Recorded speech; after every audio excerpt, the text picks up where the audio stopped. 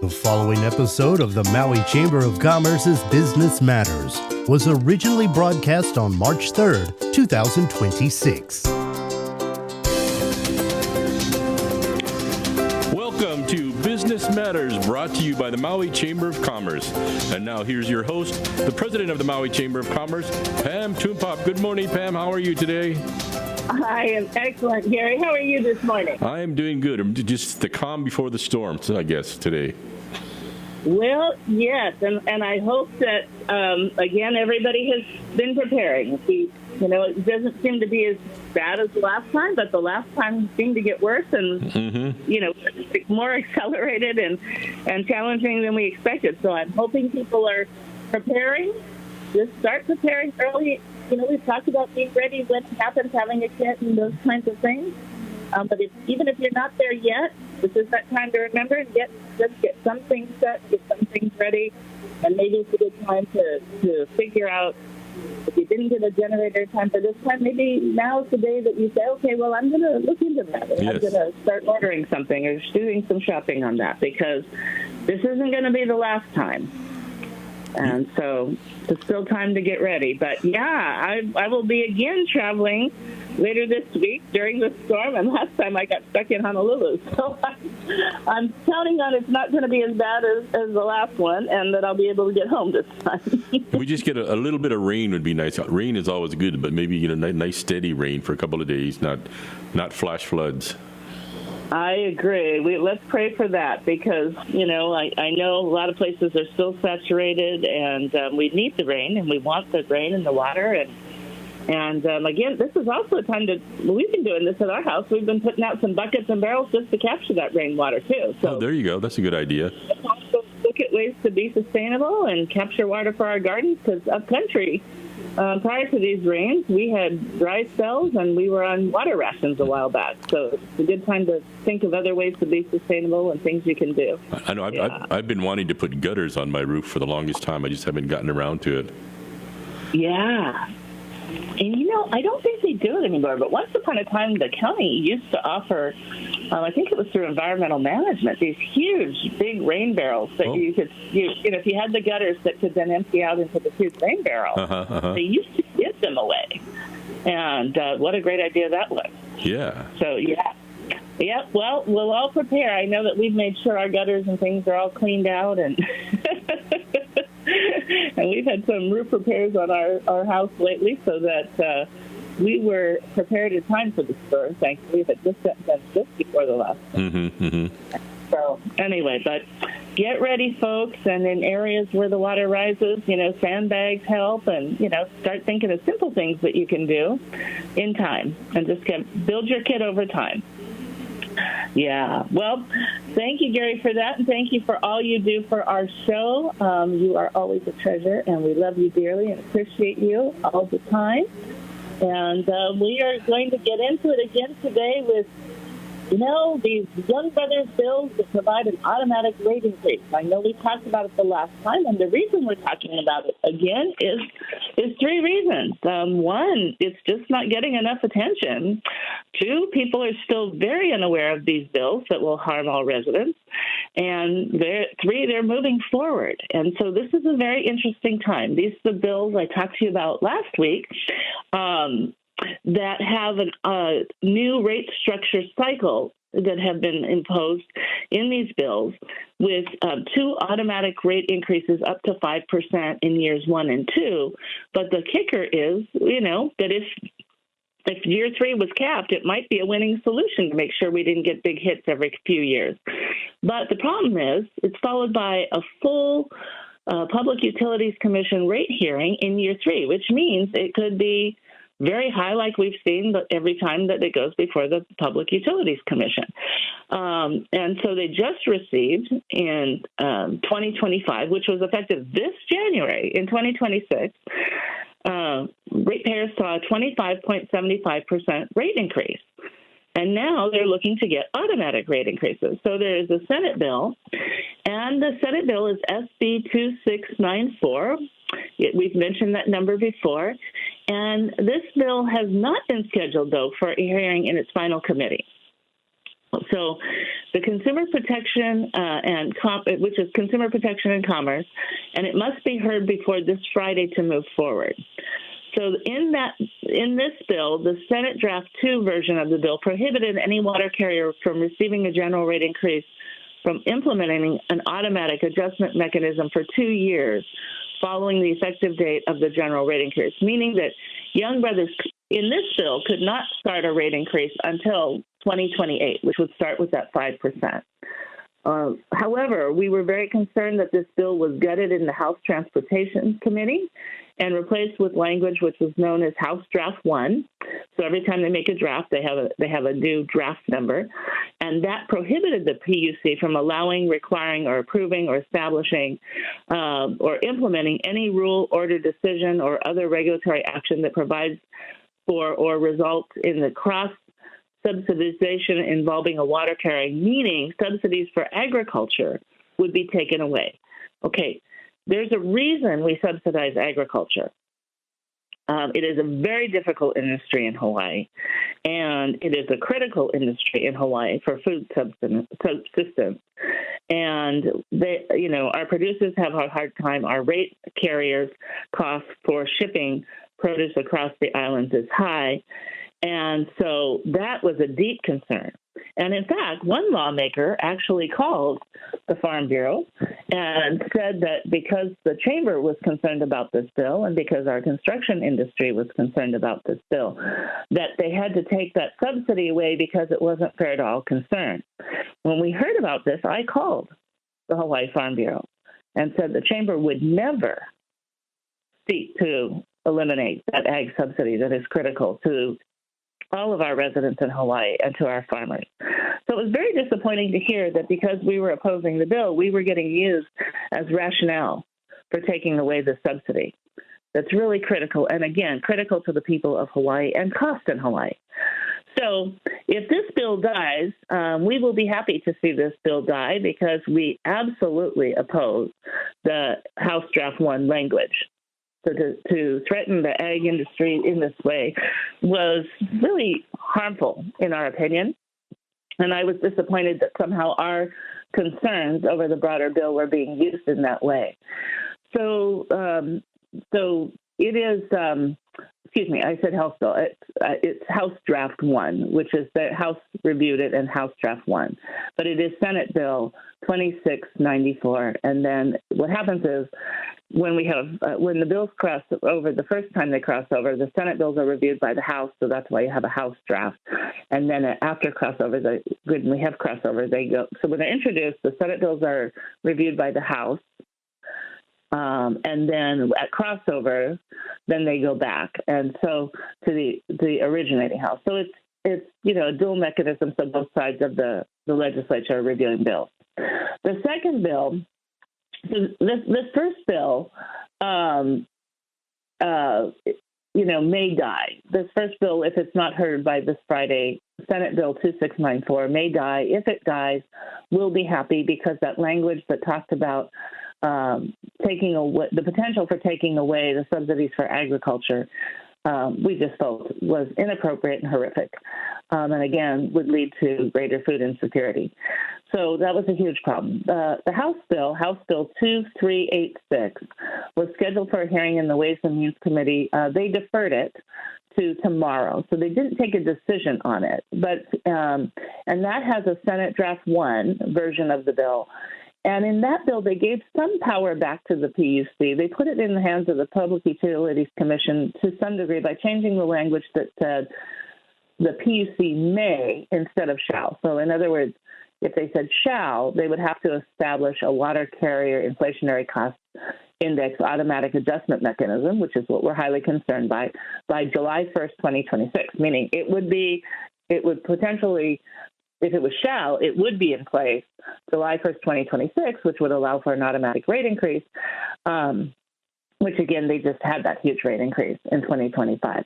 So that was deeply concerning. We appreciated May, but, again, still concerning because we feel it's just too close to the huge increase just received. And we felt that we need young brothers to come to the table and start working with us. And again, while we would have preferred this bill, because of the language in it, we really want to see the bill held. We want to work together on winning solutions. And while this language is a little favorable, it goes back to giving the PUC discretion, because the Public Utilities Commission is the organization that protects the general public, right? We still feel that this automatic increase is problematic. And then we had also were concerned that the Senate draft SB1 version of this bill took away the 5% cap and left it blank. So the whole premise of these bills was to look at saying, okay, instead of a huge hit every few years, we're going to stagger this, and so a business can plan on it.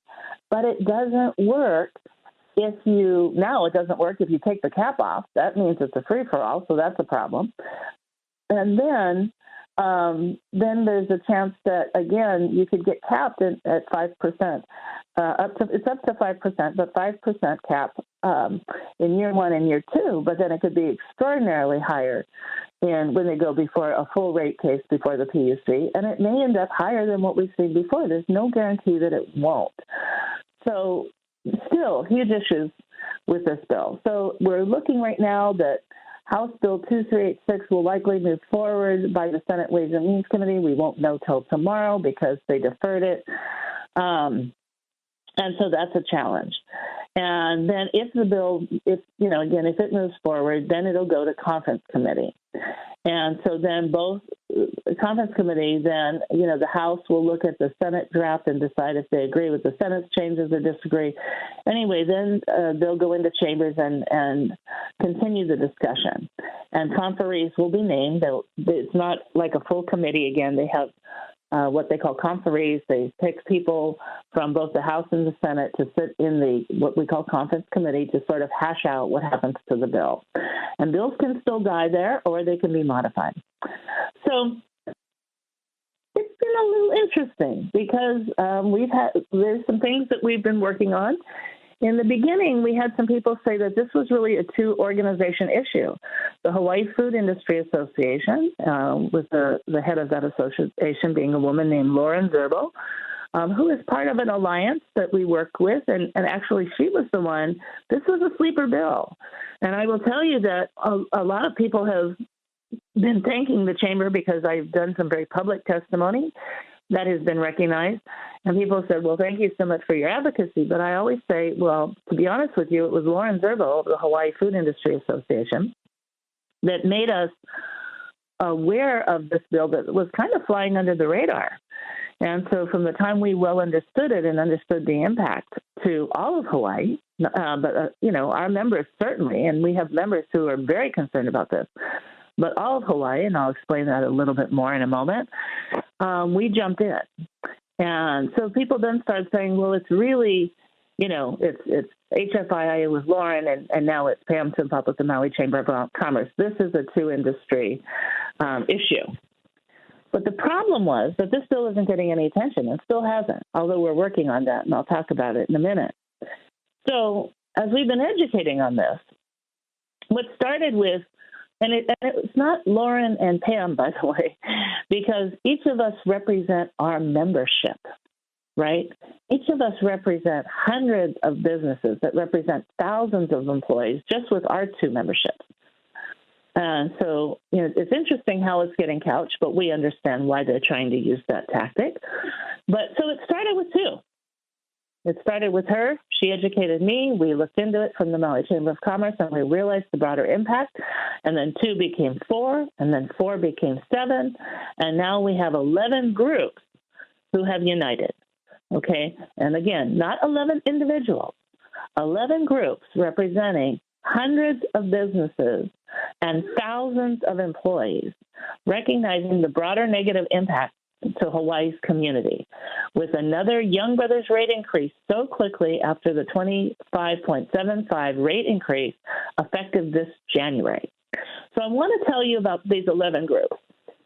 Because in addition to the survey, and I'll go back to the survey in a little bit that we've mentioned on the last show and talked about, but in addition to the survey that the Maui Chamber of Commerce was working on, back then we had 4 groups that had joined on to say this is a bigger issue. But also it was an issue discussed with the president of Young Brothers, with some legislators in a small meeting, on the importance of understanding how Young Brothers customers feel about their services and the rates. Okay, so it was a rates and services survey. But as this bill has moved forward, we're recognizing the broader state, many organizations, including some of the social service organizations, as well as the business organizations, are not, and the general public are not understanding that these rate increases trickle down to every man, woman, and child in Hawaii. So as we started working with some of our key partners, now 11 organizations signed on to a news release, an op-ed piece, to educate people on this issue.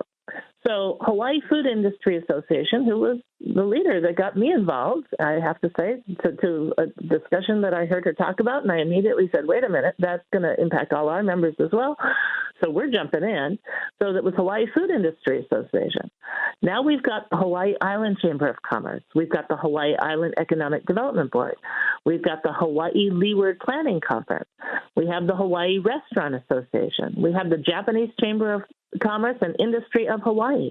We have the Kapolei Chamber of Commerce, the Konokohala Chamber of Commerce, of course, the Maui Chamber of Commerce, our Construction Industry of Maui, and the West Maui Taxpayers Association. So now 11 groups have joined on to this effort. And here's what we're telling people. We're educating people on key issues about this bill. So first, we're letting them know that inter-island shipping costs matter and why the water carrier legislation deserves a pause. So we're telling them about these 2 bills, Senate Bill 2694 and House Bill 2386, that they're moving forward. And it's important to us that we raise awareness and growing concerns and share that with the general public because, business and community organizations are starting to realize the challenges, which include higher costs. So access to affordable goods in Hawaii is directly tied to inter-island shipping costs.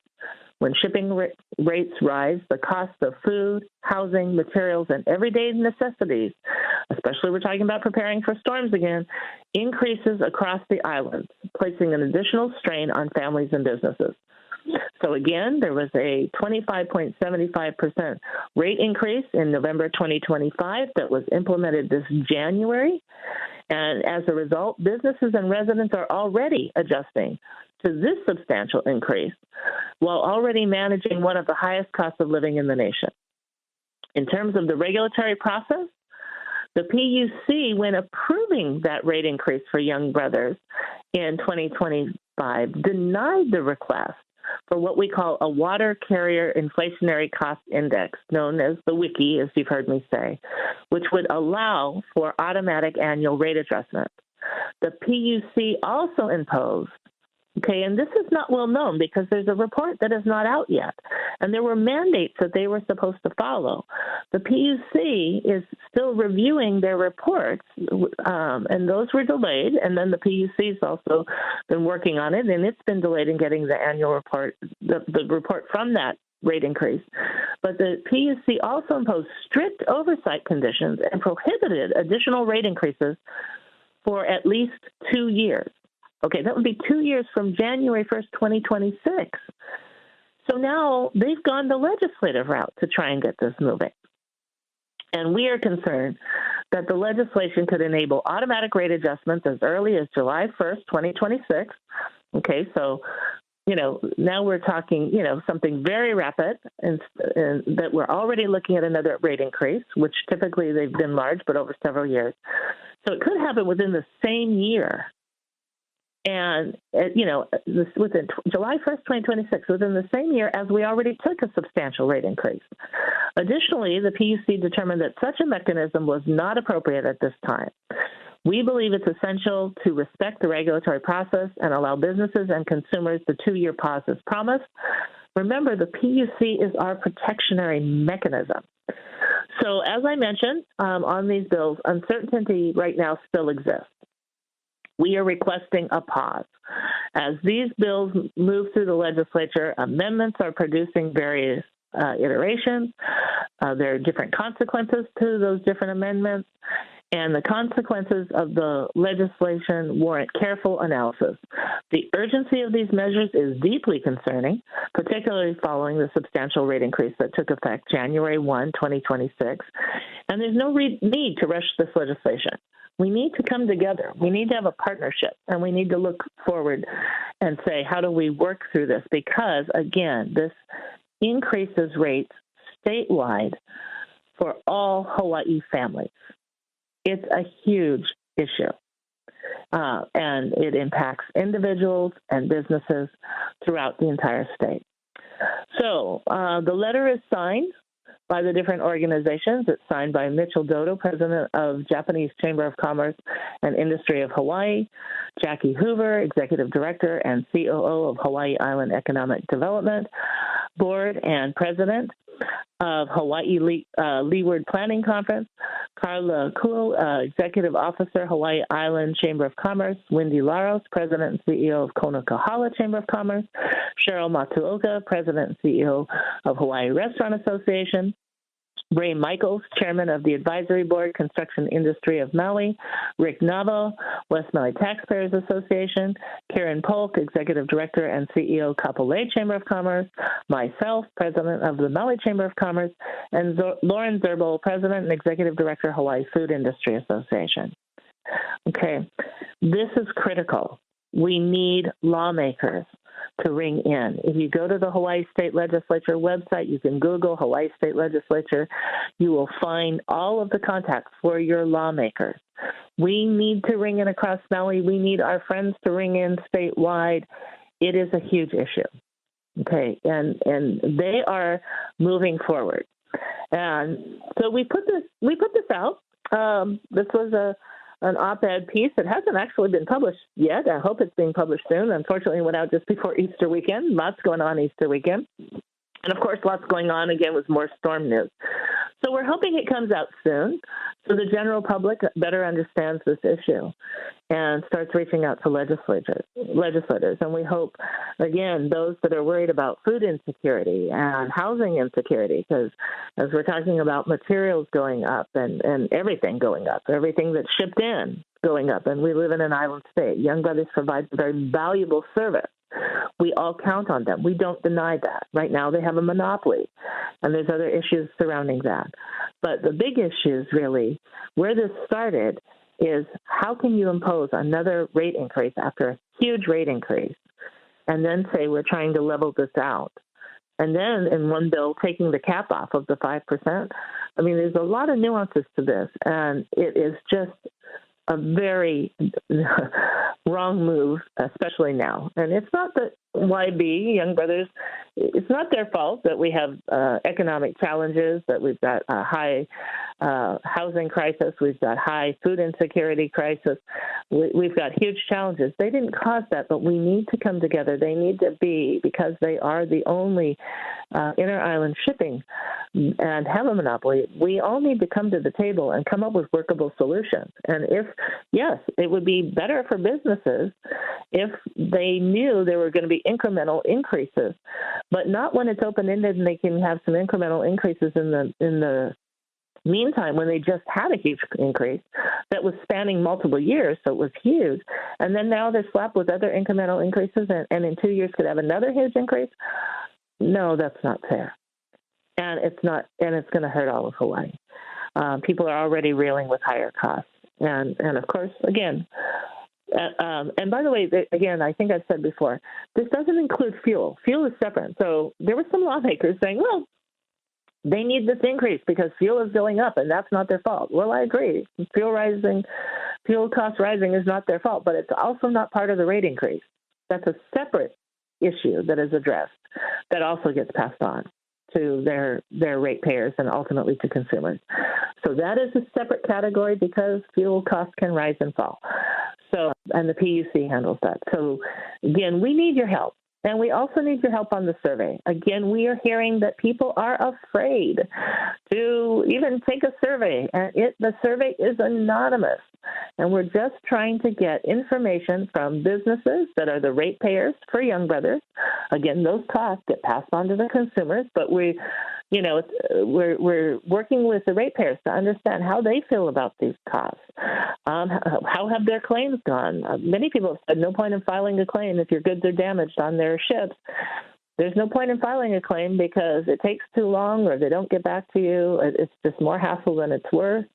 So we're trying to explain that and give Young Brothers some ratepayer concerns so that they can, and we can help work with our members who are impacted, all of us collectively, all those groups I mentioned and others, to work on these things. But, people are worried about retaliation. So I just want to, again, let people know that your name, your company name will not be shared. The only reason we ask for a business address is to ensure that others who are not in the business or have a business where they're actually a Young Brothers ratepayer are not trying to come in and that this is a legitimate ratepayers survey with legitimate information, and others are not trying to influence that. And so we do need people's help. We need them to ring in. And there is an option, though, if you want to be kept in the loop, if you want us to update you, you can choose, you can opt in, and you have to opt in. Otherwise, we are not getting back to you, even though we might have your email that is not being shared. Just the data in the aggregate. And we're doing it in the aggregate so no individual business or company can be identified. And you can find this at mauichamber.com. You will see a graphic. Literally, it takes 6 to 8 minutes. Most people are 7 minutes or less, to be honest with you. It's quick answers that you can pick and choose. And so I think there's only a couple spots where you have to enter, you maybe have to enter something like other as a choice if there's something you want to share. But there are choices for you that you can just quickly go through and imagine 6 to 8 minutes that might help us help you. And I say you, meaning the businesses, because the businesses are the ratepayers, so we want them to do the survey. But the you also means the entire community. Look at this issue and come to the table and work with Young Brothers, not put these automatic bills through, but say, hey, we need a pause and we need to understand the broader impacts to all of Hawaii, and we need to not have a rate increase right after we just had a huge rate increase. So we ask you to share this information. Take a look. Learn more. Hopefully we'll see some information out in the press. We reshared it with the press yesterday morning right away as none of us saw things published across the state. Again, these organizations are statewide, and they are sharing it now to say, we've been trying, but it's still moving forward. And it's such an important issue. We need to continue to educate our communities across the state. So please let us know. And if you have your thoughts, or you think, hey, Chamber, I don't know if I agree with this. I want to share this with you. You can email us at legislation@mauichamber.com. Legislation@mauichamber.com. We want to hear from you. And again, this is a business issue, but it's a community issue. And people say, well, two people are really speaking out. Okay, these two women are really speaking out. And it's hard for us to share, quote, your view. And I said, it's not my view. I'm representing hundreds of businesses who represent thousands of employees.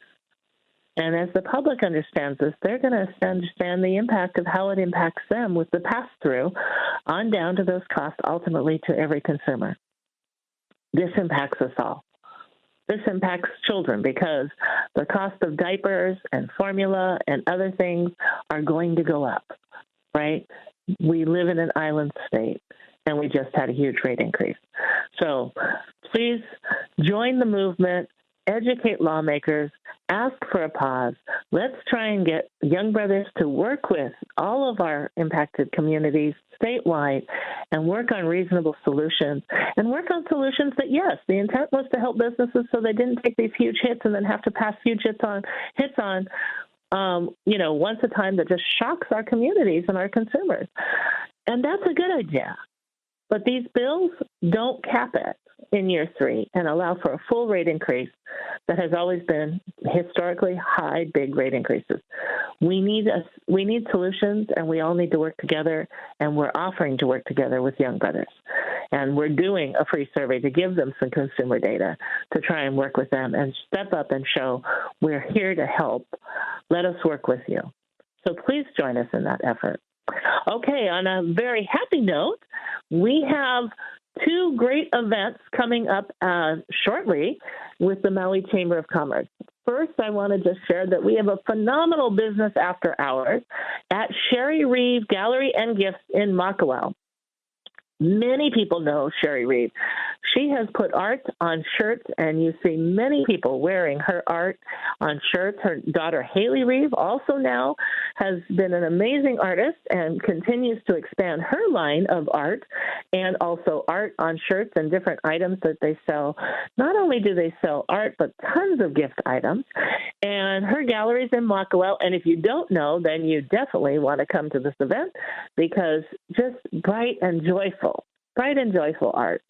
It is always a phenomenal hit. People come, so it generally sells out early, and we're doing it just in time for Mother's Day.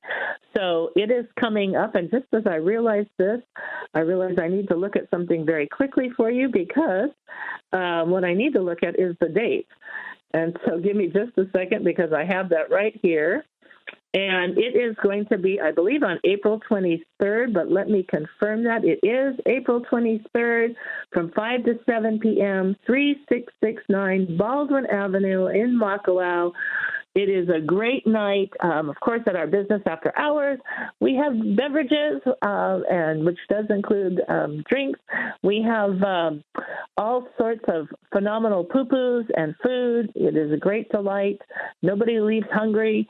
It's a lot of fun, and you'll get to shop away and just mix and mingle. These are times when we're going through so many different challenges and issues to get out, to connect with other people, to have fun, right? They talk about how important, especially in challenging times, it is to meet with like-minded people who understand your challenges and issues. So just come and join us for a great night of fun.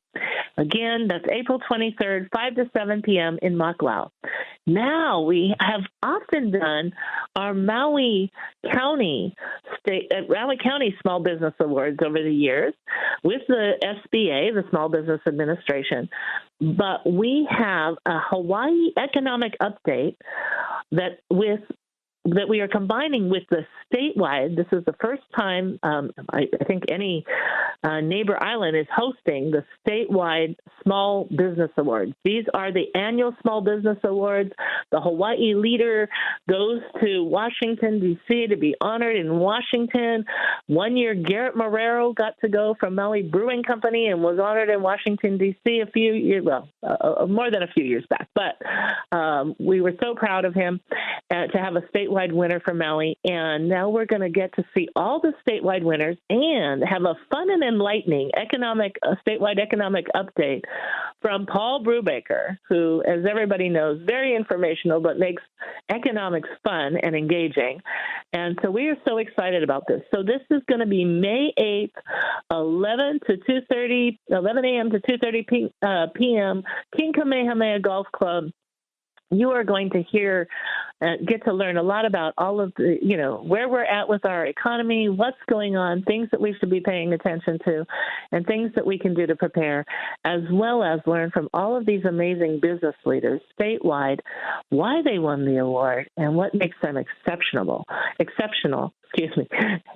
what makes them exceptional, so we can learn and get different ideas for our business and hear how they're surviving, and not just surviving, they're thriving. It's a great day to learn so much. That'll be May 8th, 11 a.m. to 2:30 p.m. Now, Mother's Day, doing Mother's Day gift shopping at Sherry Reeve Gallery and Gifts on April 23rd. That's at MauiChamber.com right now. You can sign up and get those tickets, $20 for members, $30 for interested businesses and invited guests. So you can get your tickets right now. May 8th will probably be up later today, but look at MauiChamber.com and you'll find those.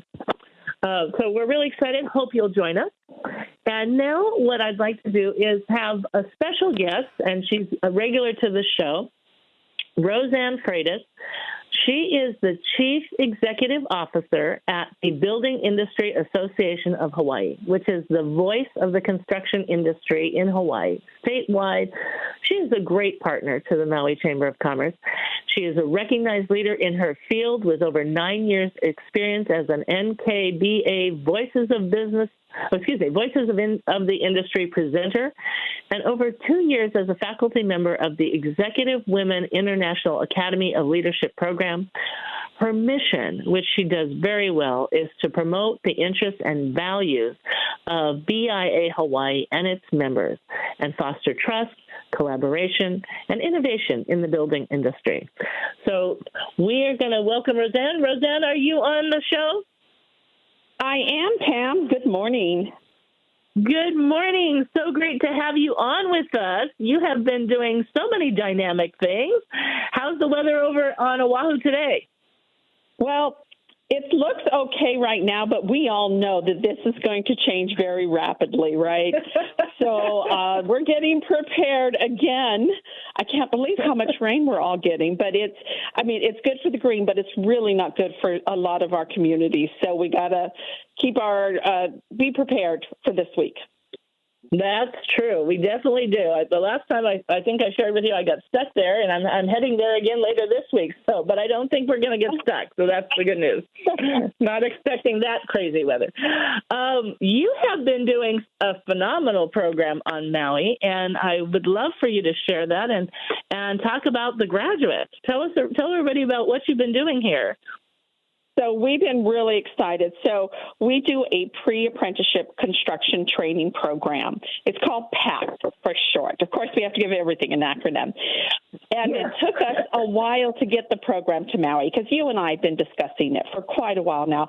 But we finally launched that last month. In March, and we're really excited because graduation is this Thursday. So it's a 6-week curriculum to introduce people to the trades.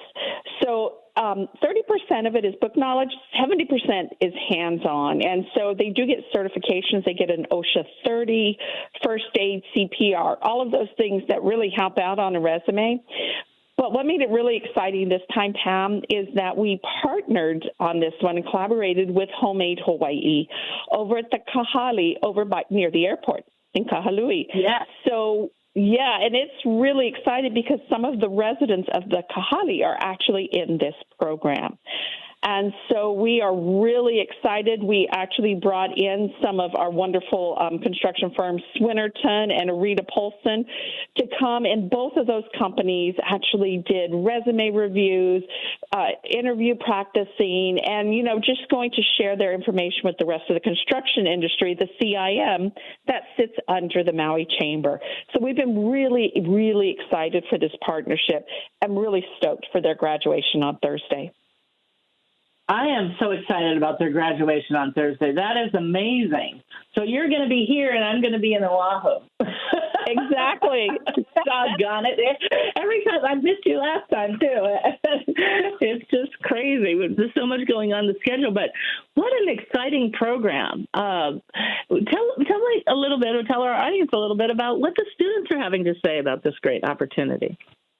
Well, they most definitely have appreciated this opportunity, right? Because we all know that it's just been such a long recovery from the fires. Well, first we had COVID, and then we had the fires. And so most of the people going through this cohort were impacted economically by the fires.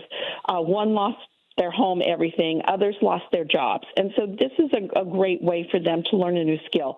They're really excited for this opportunity to learn something new, to go into an industry that they do have actually an interest in, and that allows them to help rebuild their own community. I think that's even the bigger issue there, is we need to keep some of the money that comes from the rebuild, right? That economic growth, again, needs to stay in Maui. And so we need to train workers there and hopefully keep some of that younger generation in Hawaii. Yes, and in careers where they can make a living and be able to afford their own home here. Exactly, and that's the key here. So the idea is that they meet both of the private and the union sector, and which we have been able to do with this collaboration, to open up all sorts of doors for them to get that job, to get that experience, to really further their career in construction, because we both know it pays well, and it's a really great way to support your family. Absolutely. Well, the other thing that you've been working hard on, and this is a key part of it, for those who don't know, across Hawaii, there is a challenge with worker shortages in the construction industry. But we in Maui have had a high level of that. We've had aging workers. We've had many people in the industry having great careers for a long time. And many of our workers are aging out. And so we need to bring new workers in. And you've been doing so much in the workforce space and really working to build Maui's construction workforce. This is a piece of it.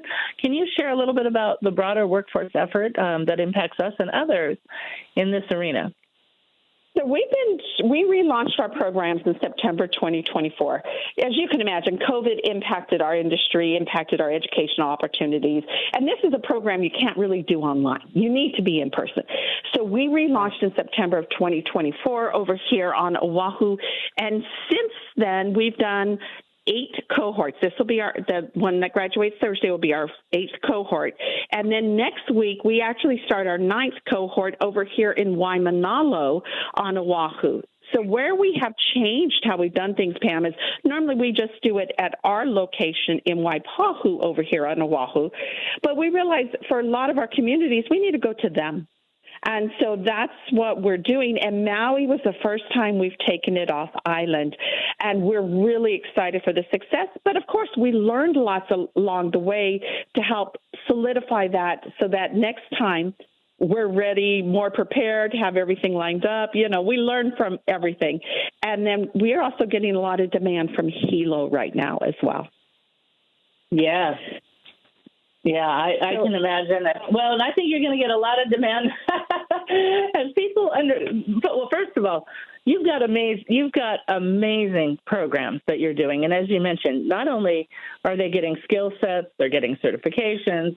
These programs are really giving them a huge leap forward in this industry. They're very dynamic. I want to say I got to see, you gave me a tour of your facility in your own building where you have space in your building you have a whole area dedicated to the training program with the tools and learning skill sets right in on the floor in your building that is decked out with all the different tools and all the equipment and places for instructors to come in and share and start teaching skills right in the building. And then you've got off-site work that you're doing to give them more skills. And it really is an amazing entree into this that gets them ready, that when they come out of this, they're ready to grow. And we've got people, I'm sure, who are ready to hire. And I'm sure you're going to see that statewide. So I think you're going to start getting calls left and right as you start moving from island to island. Love that you piloted with us. Thank you so much. We always say, if you can do it on Maui, you can do it anywhere. We did that with Amazon years ago. And we had a lift-up program and said, if you can do it here, you can do it anywhere. But also, share, you've been, in addition to this, you're working with these construction industry partners, many of whom are also looking for workers, but you're really building such a dynamic program statewide. How are you? I know you're just making calls and reaching out to key people and going, hey, we need your help. And people respond to you. But talk a little bit about that partnership alliance that you're building in addition. Well, without partners, none of us are going to be able to survive. And I think while all the federal funding cuts have been challenging, they did get us to all pivot, right, and find different resources, and then to realize we have each other. And I think that's probably been the biggest one. And so we have it's not just BIA doing this. We are partnering also with other organizations like Homemade Hawaii to help solve some problems because they're dealing with houselessness and we're dealing with people needing jobs. So it was a great collaboration. But we also recognize some of the market that we serve is traumatized and they need additional more wraparound services. That is not our strength. And so then we've been able to partner with organizations like Hawaiian Council, Kupu Foundation. And so that's what I've been able to work on is these different partnerships, and you reach out. Our members are great because what people may not realize, all of our instructors are currently in the industry. They're not retirees. These are people who still show up daily, but they give back. And I can tell you, we don't pay them enough to come, right? But they still want to do it because they want to help share their knowledge and help get tomorrow's generation ready. So it really is a collaboration of various nonprofits, also some government entities. We've been over here working with the city and county workforce department over here on Oahu. And then, of course, it's partners like you that also help share that information, right? You and I both know how many times I've reached out to you, and you and Amber over there at Maui have been great at getting that information out. So I think what we've realized, even despite all these federal cuts, is that we here collectively can really make a difference in our communities. Absolutely. Absolutely. Well, let's talk for a minute about best practices. As we talked earlier, but we've got another storm coming. Hopefully, not as traumatic as the last one, but we do know we're getting some more rain. And I know you have some thoughts on best practices, how people should get ready and start preparing. I think the last few couple of Kona lows really have surprised all of us, right, with the damage that it has done on all of our islands. So that's what we need to be prepared for.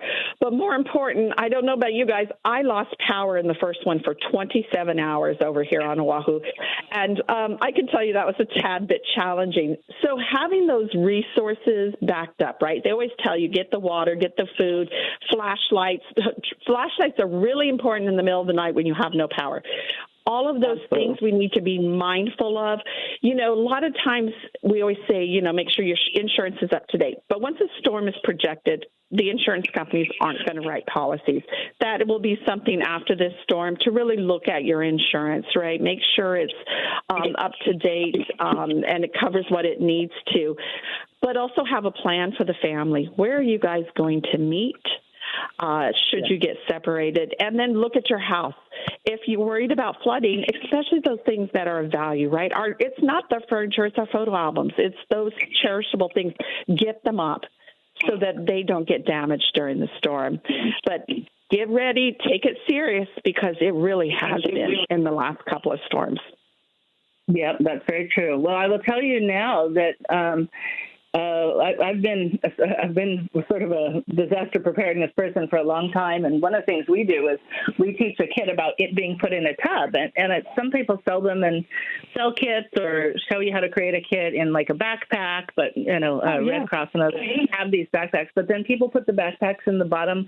It's fine if the backpack is hanging up on a hook, but if you put it in the bottom of your closet, the reason we recommend the kit is because we've seen so much flooding. So at least our kit, you have 12 inches before the water goes in it. But if it's in a backpack, then it's seeping through. And the other thing that I'm glad you brought up the insurance, because here's the thing, folks. If you're not regularly updating your insurance, and say you just did a major home repair, or you painted the house, or, if you're not updating things on a regular basis, or even contents in your home, and then what happens is when they go to assess the damage, there might be things not considered, and many people sometimes don't even have flood insurance.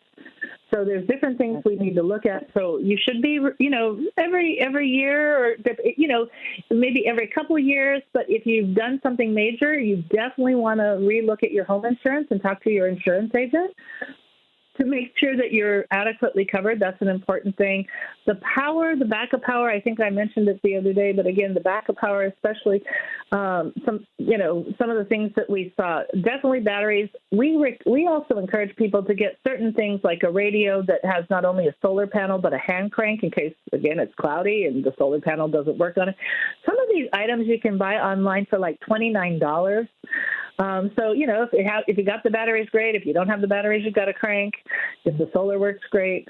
Lots of different things. So there's so many amazing tools, but also the things that you cherish. Here in our home, we have a box of really important papers. We have a box of things like albums. Also, we like to have albums electronically as well on CDs or on a hard drive that we can just put the hard drive in the box. So all of our family things are right there. So it's minimal, so we can pack everything in the car because we have animals and you need to have cages for your animals at many shelters. So, think through things. And in your emergency kit, if you have to go to a shelter, think about the pet food or the bird feed or whatever you need, and especially with babies. Prepare for your children. Make sure that if you've got young children or babies, you're ready for that. Because we've had, we had an instance, where somebody might need to use a breast pump. And if the power's out, then what do they do? So if they're nursing. So, really kind of think through your situation and be prepared for Kapuna and think about the medication. Make sure, if family members are taking medication, you've planned out for a number of days if you have to be away from the house for a period of time. And now we're saying 14 days. And a lot of the kits are meant to cover people for 2 days. I always say, know what's in your kit, know how long it covers and what you've planned for, know how many people it will take care of for that period of time, and, make bigger kits. But be prepared and have it in a central place where okay, this is where everything is. And in my house, I have candles in every room just in case.